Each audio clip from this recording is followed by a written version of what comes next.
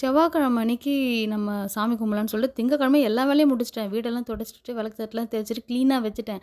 ஆனா வெத்தல தீபம் போடல. ஏன்னா எங்க அம்மா வந்திருந்தாங்களா, எங்க அம்மா கூட சேர்ந்து கடைக்கு போறது, கதை பேசுறதுன்னு அப்படியே டைம் போயிடுச்சு.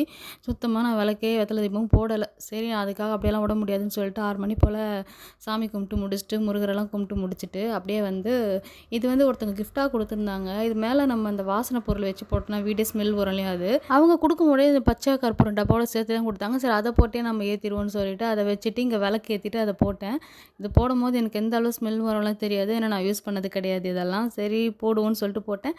கொஞ்ச நேரம் கழிச்சு நல்லா வாசனையா இருந்துச்சு. ரூமே நல்லா வாசனையா தான் இருந்துச்சு அந்த கற்பூரம் வாசனை. சாமிலாம் கும்பிட்டு முடிச்சுட்டு அப்படியே கொஞ்ச நேரம் உட்காந்து மறுபடியும் கதைய பேசி முடிச்சுட்டு நைட் டிஃபனுக்கு போய் ரெடி பண்ணிடலாம்னு சொல்லிட்டு இட்லி ஊத்திட்டு வேர்க்கடலை சட்னி அரைச்சிருந்தேன்.